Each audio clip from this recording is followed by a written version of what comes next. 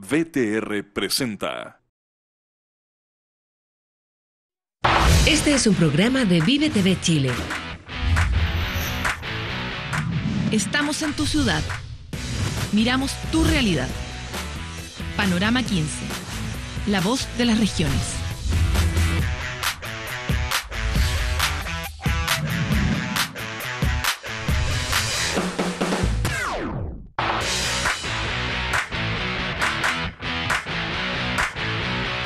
El norte está que arde. Hemos visto en distintas noticias y en distintas coberturas que hemos hecho a las distintas pasadas de la comisión a lo largo de Chile, particularmente en el norte, cómo han surgido un montón de peticiones que dicen relación principalmente con mantener en el norte la riqueza que se genera en el norte, poder tener autonomía para determinar el desarrollo de esas regiones.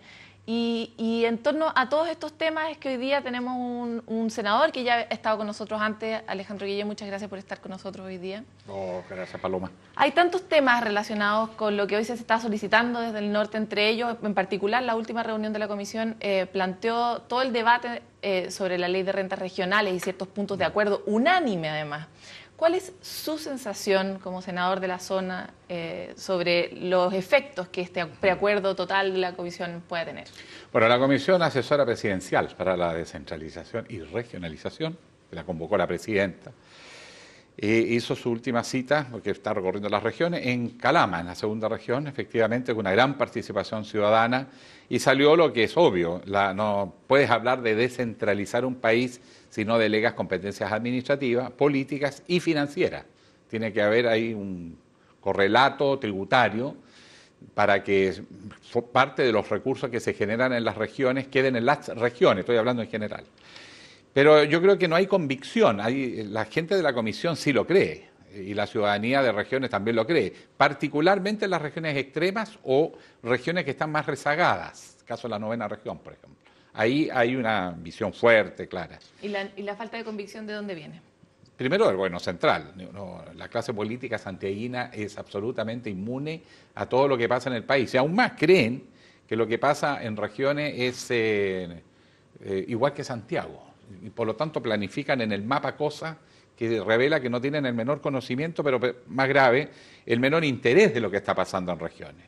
Y por más que hacen declaraciones durante las campañas electorales, anuncian el plan de descentralización, apenas llegan al gobierno, toman el poder y ya no aflojan, pero ni un gramo, ni un porcentaje, ni un centímetro. Sin embargo, este mismo ejercicio de la presidenta de conformar esta comisión es un poco como dispararse en los pies finalmente, ¿no? O sea, hay una voluntad política, la presidenta tiene una convicción y en teoría su gobierno tiene una convicción respecto de la descentralización.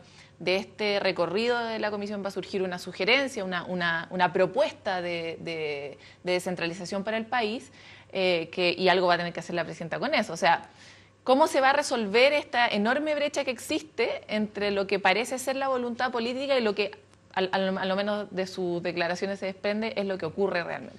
Bueno, desde Ramón Freire, en el siglo XIX, con los albores de la República, se viene hablando de las regiones. Pero la verdad que siempre ha prevalecido la visión centralista. Incluso en el debate reciente, en algunas editoriales de medios de comunicación, piensan que delegar competencia a las regiones es un despilfarro porque no tienen gobernanza.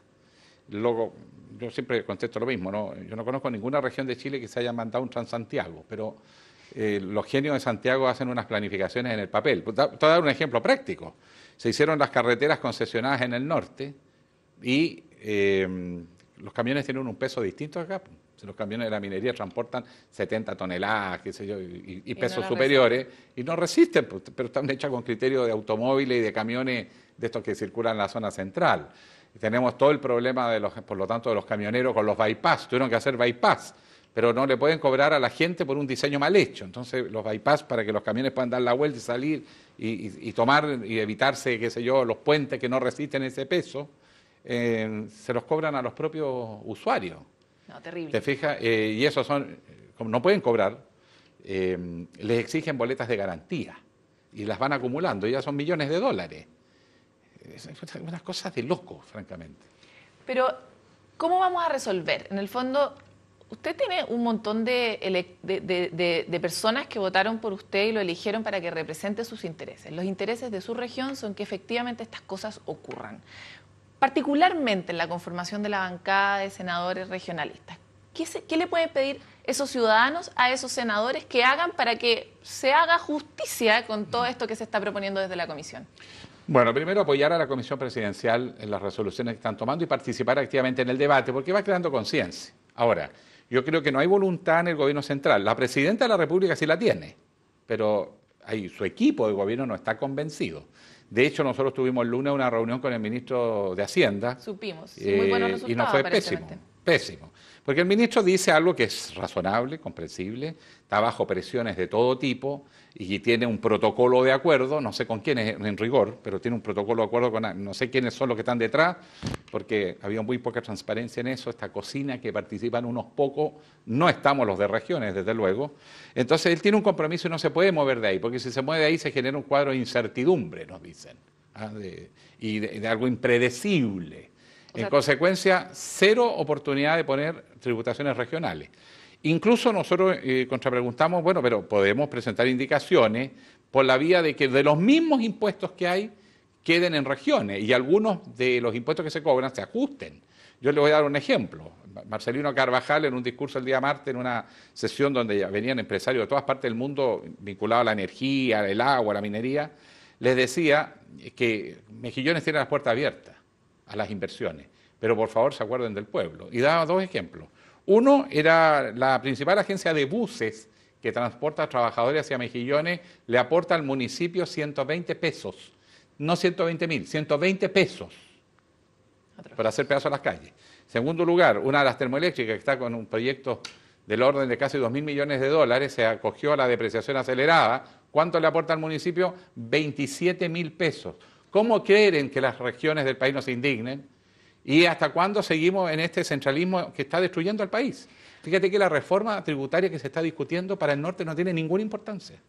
Nosotros no vamos a ver un peso de eso. Da lo mismo que junten 8.200, 10.000 o 6.000, nos da lo mismo, no nos va a afectar, porque no va a ir al norte. Nosotros necesitamos impuestos nuestros aplicados en la región y que se queden en la región. Nosotros el capítulo anterior estuvimos revisando junto a Esteban Valenzuela, presidente de la comisión, los 4 principales puntos de acuerdo que se tomaron en Calama, una sesión muy concurrida aparte por la ciudadanía, con mucho apoyo en general. Y de esos 4 puntos, ¿a todos los puntos les dijo que eran poco probables el ministro de Hacienda? Porque eso es una información muy relevante para la ciudadanía y para las personas. El ministro dice que no quiere introducir ahora ninguna perturbación al debate y al protocolo que tiene de reforma tributaria. Y como digo, no sé con quién lo tiene, pero cuando uno le pregunta si están incluidos los impuestos regionales, dice que no. Entonces, ¿cuándo los va a imponer? ¿Va a ser después que se apruebe esta reforma y después? No va a haber espacio, seamos realistas, no va a haber espacio.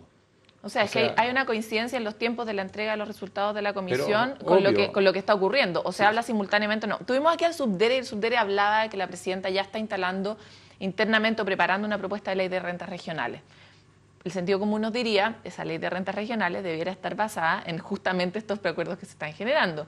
Pero su ministro no quiere en el fondo que revuelva mucho este panorama. Entonces, nosotros como nos paramos en el ciudadano es, ¿qué caminos tenemos? Nuestros representantes no tienen mucha posibilidad de conversar con el Ejecutivo. El Ejecutivo es el que tiene que terminar de soltar el poder. La presidenta está convencida, pero aparentemente su equipo no. O sea, es un escenario tétrico, digamos. O sea, sí, es tétrico. Primero, porque en Chile tenemos un presidencialismo muy fuerte, con una concentración económica muy fuerte. Entonces, lo que se ha producido, de hecho, desde los 90 a la fecha, una alianza entre los grandes grupos económicos y los gobiernos de turno para asegurar crecimiento. Pero no hay ningún acuerdo sobre redistribución o desarrollo sustentable o promoción de la calidad de vida o mayor igualdad. Eso no está en la agenda, no ha estado nunca en los últimos 25 años. ¿Okay? Ahora, la presidenta lo ha planteado, pero también lo dijo el presidente Lago. También lo propuso el presidente Piñera. Todos han hablado de descentralización, pero a la hora de descentralizar el poder no hay ningún avance. Quizás porque el problema está que el que tiene el poder, una vez que gana la elección, se le olvidan todas las ofertas electorales. En consecuencia, más bien el camino es otro. Es si somos capaces o no, y ese es el desafío, de generar poder en las regiones para imponer un nuevo trato. Yo creo que la posibilidad que nos den un nuevo trato, eso no tiene ninguna viabilidad hoy. Y desde esa perspectiva, usted que toma la vibración que está, por lo menos en la región de Antofagasta, presente, ¿qué es lo que se está planificando a nivel de las mismas organizaciones ciudadanas? Ahí hay mucha presencia de sindicatos, hay mucho desarrollo en ese sentido. Bueno, lo que pasa es que el norte ha cambiado también, con estos sistemas de explotación del 7x7, 10x20, qué sé yo. Se ha desarticulado. Se trabaja en el norte, pero la familia vive de La Serena al sur y tiene calidad de vida y gana sueldos altos. Pero esos sueldos no quedan en el norte. En el norte queda la contaminación, queda la inflación, queda la ausencia de vivienda, la ausencia de inversión. De hecho, un solo dato, para que la gente se haga un panorama. Antofagasta es la región que le aporta más al PIB nacional. En términos totales, viene después de Santiago, de la región metropolitana. Pero per cápita es muy superior a Santiago. Es la región donde se supone que los chilenos son más ricos, pero tiene la peor crisis hospitalaria del país. Tiene ciudades como Calama, que hace 8 años que no construyen viviendas sociales porque es muy caro. Hay ciudades como Taltal que hace 15 años que no se construyen una vivienda social. Ahora están empezando algunas viviendas sociales en Taltal. Si tú vas a los temas medioambientales, Tocopilla es una ciudad de castigo. Se usan tecnologías termoeléctricas absolutamente obsoletas, inaceptables en cualquier lugar de Chile, pero allá se siguen usando. Y la gente lo único que pide, mire, por lo menos bájenos la cuenta de la luz. Nada. En el mismo Mejillones, que iba a ser el ejemplo del gran puerto del norte. Si están dando 120 pesos o 27.000 pesos, tú comprendes que una tomadura de pelo. Entonces yo creo que llegó la hora de generar un gran movimiento de las regiones y desde las regiones desafiar el poder central. Senador, vamos a ir a nuestra primera pausa. Vamos a seguir conversando sobre este escenario del norte que nos cuesta tanto entender, sobre todo cuando no estamos en el norte. Así que no se mueva, que volvamos enseguida.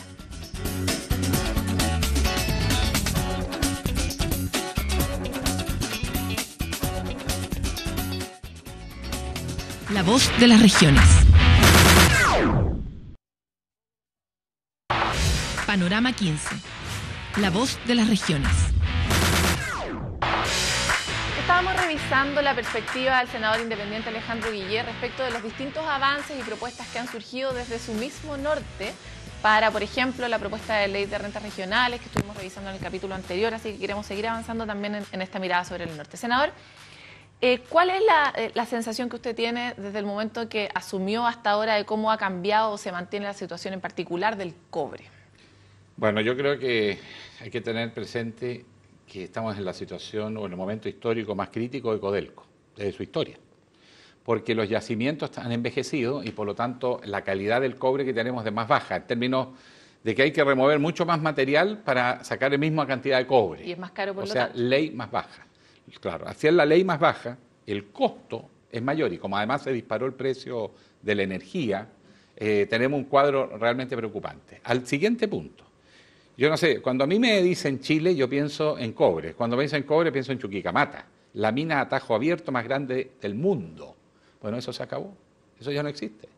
Se acabó el cobre, hay que entrar a minas subterráneas, hay que hacer otros proyectos más en el norte, en el Teniente, es también otro nivel, hay que meterse en la quinta región, en Cordillera, pero arriba hay temas medioambientales pendientes. O sea, Codelco está en una situación difícil. Codelco es una empresa potente, es una empresa que hoy día tiene un nivel de endeudamiento razonable, pero no puedo seguir por ese camino, necesita hacer inversiones. Si Codelco no hace hoy inversiones significativas, el año 2022 Codelco no aporta un peso al Estado chileno. Y ha sido Codelco la gran empresa que le ha proporcionado la columna vertebral del financiamiento público al Estado chileno. Bueno, eso se está acabando. Entonces, si no se hacen las inversiones, Codelco es una empresa que va perdiendo su viabilidad a corto plazo. ¿Y Codelco tiene planificadas inversiones? Bueno, tiene hechos los planes estructurales, pero necesita recursos. Una parte es con su propia productividad, una parte puede ser con parte de sus excedentes, pero no le alcanza.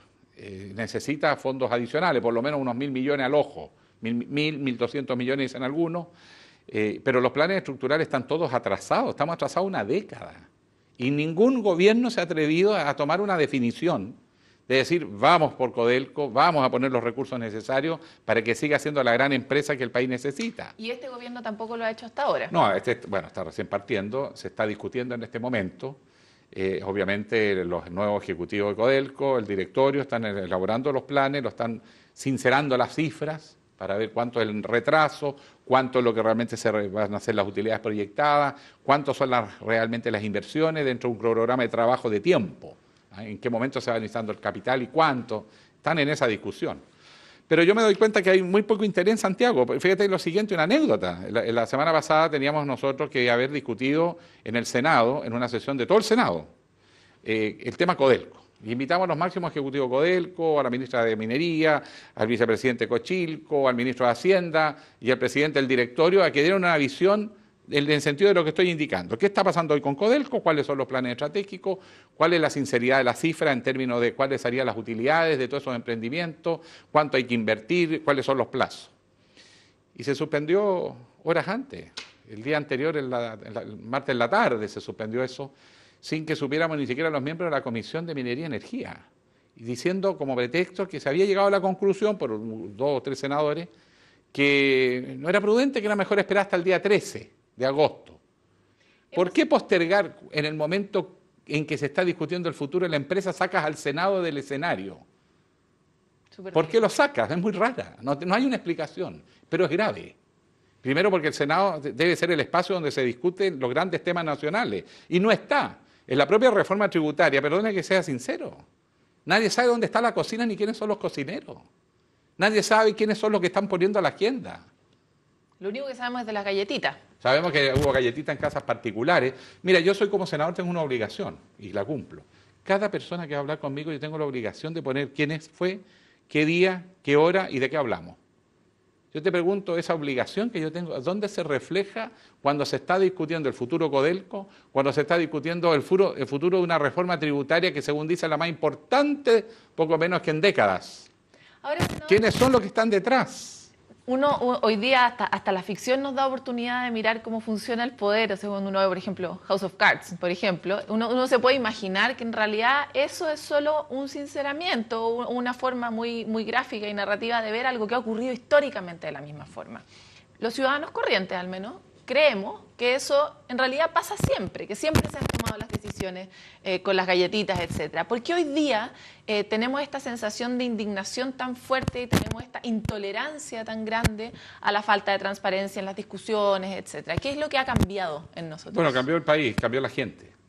De la gran diferencia, y por eso yo creo que no se ha ponderado adecuadamente y estamos enredados en varios temas importantes. El país quiere reformas profundas.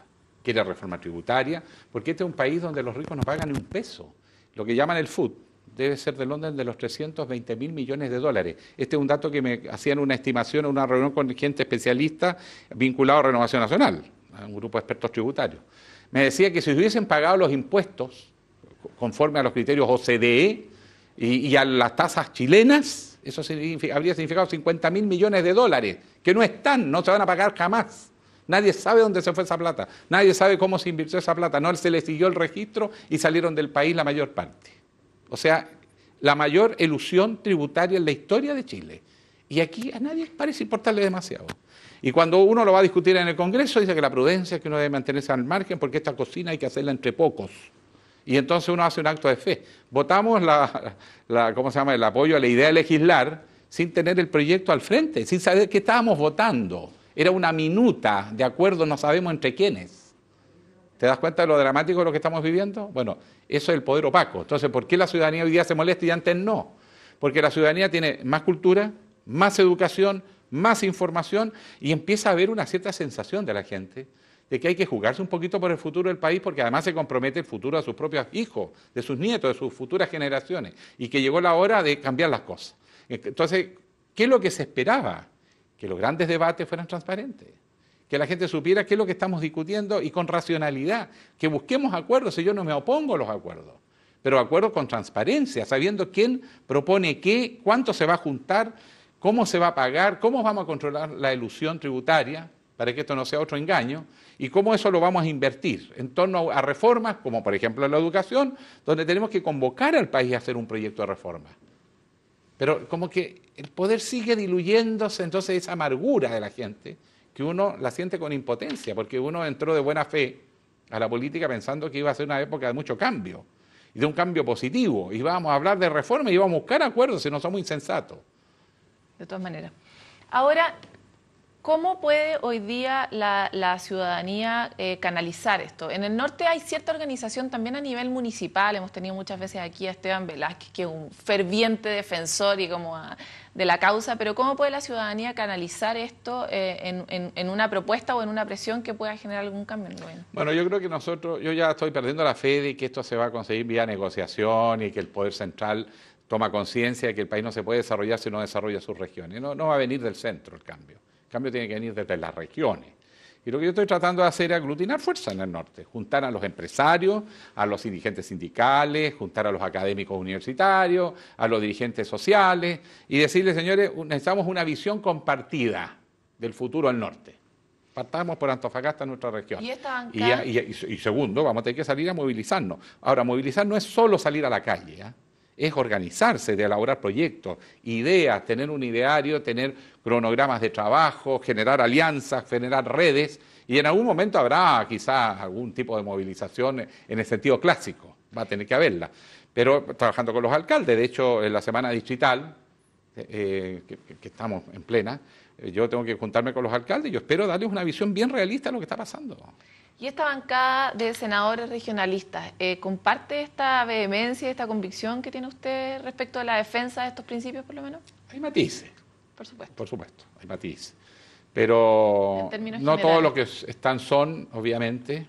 Yo creo que en general la gente que pertenece a partidos tiende mucho a escuchar al partido finalmente. La gente independiente, un poquito más rebelde. Pero dentro de los partidos también ya hay una creciente conciencia transversal. Porque esto... De muchos parlamentarios se dan cuenta que van a tener que ponerse un poquito en las coloradas en sus propios partidos, porque si no, no van a poder representar los intereses de sus electores, sobre todo los parlamentarios que son de regiones extremas. Atacama por un lado, ¿no es cierto?, y probablemente, digamos, las 3, 4 últimas regiones hacia el sur, son donde hay más precariedad, más desigualdad, donde la distancia, la falta de calidad de vida, la falta de inversión, la falta de autonomía para tomar decisiones, se siente más. Porque hay un Chile central, pero los extremos se sienten cada día más lejos de ese centro. Y es probablemente ahí donde nosotros deberíamos generar incluso alianza entre las regiones. Pero claro, eso significa que hay que tener coraje de repente de encacharse con los partidos, pues, y tener un poquito de rebeldía. Yo creo que si no hay cierta rebeldía frente a estas prácticas que ya están pegadas, no vamos a llegar muy lejos. Los regionalistas hoy día tienen un piso, pero ese piso se les va a empezar a cobrar. Hoy día ya tenemos también mucha más actividad ciudadana en este sentido, ¿verdad? En empezar a exigir más directamente. ¿Qué le parece a usted las propuestas que ha hecho el gobierno justamente en el desarrollo en estas zonas extremas que también están muy indignadas, están muy cansadas de toda esta postergación? La propuesta que está haciendo el gobierno hoy día para, en teoría, acortar esa brecha. Tampoco confía en ella. Pregunto así abiertamente. Porque hay que haga la pregunta, pero ¿qué es lo que están proponiendo? Están proponiendo conectividad, las demandas antiguas, ¿verdad? En el norte, el fortalecimiento de Arica como frontera norte, ayudar a que crezca más el desarrollo de este proyecto del puerto, está toda la voluntad de generar una zona turística que se parezca al circuito que hay en Imagino que además ir a ver un mall en algún lugar. Probablemente en la costa, pero... No va a funcionar. En el caso de Arica, hay un abandono de Chile a Arica que tiene que ver con un origen coyuntural histórico. Fue el conflicto con Perú, a comienzos de la década del 70, cuando estaba Velasco Alvarado en Perú, que tenía como propósito recuperar Arica. Y se preparó Perú para atacar a Chile. Y fue un momento además muy complejo porque llegó la dictadura militar y por lo tanto estábamos políticamente aislados en el mundo. Entonces sintieron nuestros vecinos que estaban en hora de hacer ajustes de cuentas. Y estábamos con 3 vecinos con problemas. Y parecía la guerra hecha. Entonces, ¿qué es lo que hizo Chile? Los digamos, estrategas de la época trasladaron las líneas defensivas a Iquique.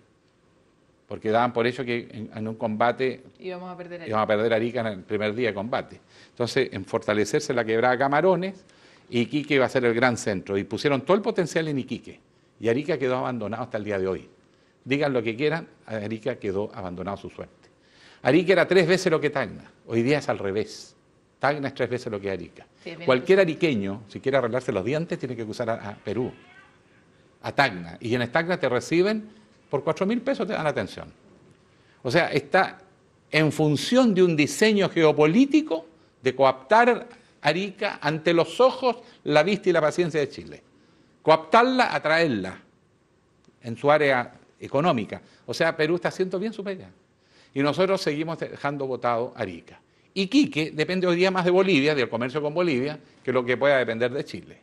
Si nos vamos al extremo sur, pasa lo mismo. Hay más patagones chilenos viviendo en Argentina que en Chile. Las regiones extremas están siendo abandonadas, y lo han sido, pero cada día se siente más. Y está pasando otro fenómeno poblacional, que no digo que esté en contra, sino que es simplemente para reflejar lo que está pasando. Mientras los, entre comillas, chilenos se van a vivir de La Serena al sur y solo trabajan en el norte, con alguna excepción Iquique, llegan corrientes migratorias por oleadas. Cuando fue el Mundial, salía más gente a aplaudir a Colombia a las calles que de Chile. Colombia jugó de local en Antofagasta. Lo cual, bienvenido a los colombianos, porque por lo menos están haciendo arraigo, se están instalando, están trayendo su familia, lo mismo los peruanos, lo mismo los bolivianos, cantidades menores ya de otros países, pero hay un fenómeno que está cambiando étnica y culturalmente el norte de Chile, porque el Estado chileno no tiene ninguna política migratoria de ningún tipo. Además, viviendo en condiciones pésimas, porque tenemos, ya lo decía, la peor crisis hospitalaria, no se construyen viviendas sociales hace mucho tiempo, hay una inflación desatada, la calidad de vida, la contaminación es una cosa que en cualquier otro lugar de Chile habría significado una protesta generalizada, pero esta es una zona de sacrificio.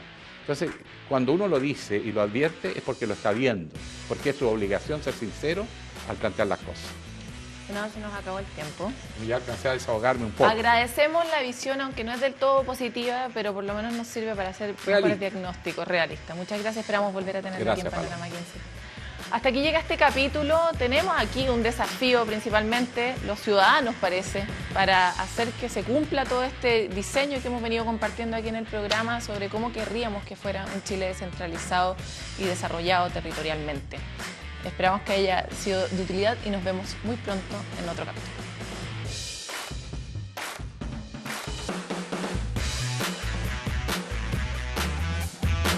Este es un programa de Vive TV Chile. Estamos en tu ciudad. Miramos tu realidad. Panorama 15. La voz de las regiones.